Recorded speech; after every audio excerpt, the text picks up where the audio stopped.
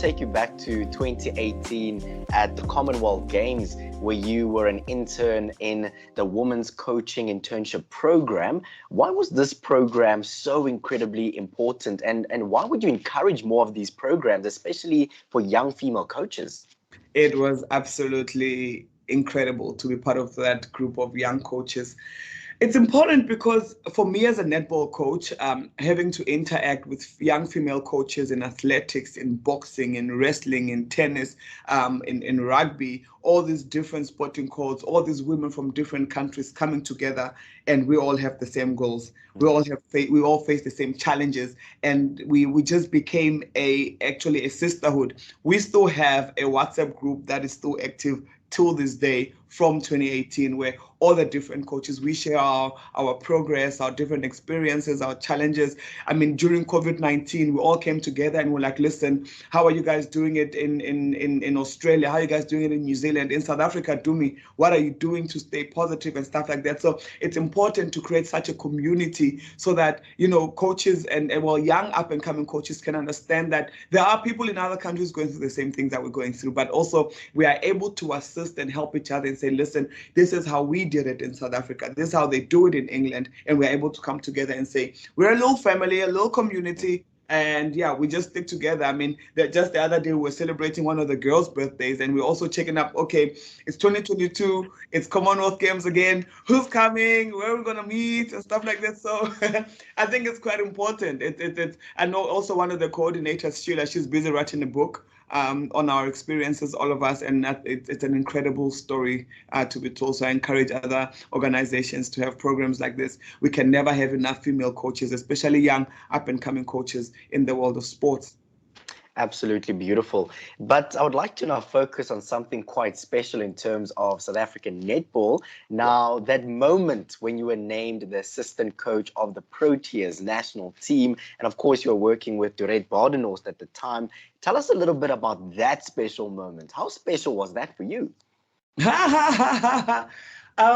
Yeah, man. I started working with this Proteas in 2017, 2018, where Dorette and I would take turns traveling with Norma and Nicole when they were the coaches then to the different competitions, be it the Quad Series and I think African qualifiers, or we had Diamond Challenge, and then the World Cup as well that happened in 2019. So yeah, funny enough, I'd actually taken a year off netball in 2019. I was pregnant with my daughter, 𝗙cie𝗋𝗋𝗶𝗹. I requested Netball South Africa to give me the time to, you know, just chill a bit, relax a bit, take a bit of a break from the hecticness and be able to have a proper bonding session with my daughter, so to speak, you know. And the call came. I was shocked, but in a pleasant way, you know. Initially, it was like, wait, are you sure you're calling the right person? That's number one. Number two, I'm like, okay, so there's only one Dumisani Chauke in the netball field, so it's you, darling. Number three, I was like, okay, I'd been dreaming about this, but I didn't realize it would come so soon. So I was in a state where if it happened, I'd be grateful for it, which I am. And if it didn't happen, I'd still be grateful for it, because my journey in netball, my story in netball was still not over. It was just going to evolve or go somewhere else, because at the time I was also an analyst for SuperSport. So when it came, I was like, wait, hold up. So you're trying to tell me that this young black kid from the small township of Malamulele in Limpopo, most people don't even know where the township is. Are you saying that she's going to be the assistant coach? They're like, yeah.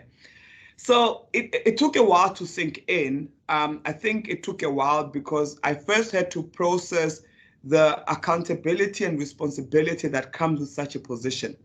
Because not only are you the national coach or the national assistant coach of the SPAR Proteas, you've now become a role model, whether you like it or not, for those that are looking up to you, whether you know them or not. So the responsibility that comes with the position is what actually shook me awake and said, listen, you need to start taking yourself serious. This is not a joke. It's actually a job and it's a huge responsibility. But yeah, it was a great honor. I'm still honored. I take it in every opportunity to say thank you to the Federation, say thank you to God and to my ancestors for bestowing such a responsibility on me. Absolutely beautiful. Now, one has to admit that the world of netball in South Africa is quite excited because next year something quite special is happening. Take us a little bit through your thoughts with South Africa hosting the 2023 Netball World Cup in Cape Town. Well, yes, for the first time we'll be having the Netball World Cup being hosted on African soil, South Africa to be specific. It's not the first time that an international netball competition is hosted here. In 2017, Botswana did host the Netball Youth World Cup, and they gave it a good African Botswanan flair. Here in South Africa, we're gearing up to give it a good South African flair. Just the other day, we were celebrating 500 days until the World Cup. So you can just sense the excitement, the anxiousness actually that comes with hosting such an event. And yes, of course, yes, we're preparing for that. We want to do well. The girls want to do well. The country wants us to do well. The pressure is just mounting. I know everyone keeps saying no pressure, but there's no ways you can't have pressure when you're wearing the green and gold. You are representing millions and millions of people on South African soil, and everyone will be just out there gearing and cheering for us. So we're looking forward to that. I think it's going to be one for the books. Definitely. Let's talk a little bit about you. I would like to just quickly bring the spotlight back to you.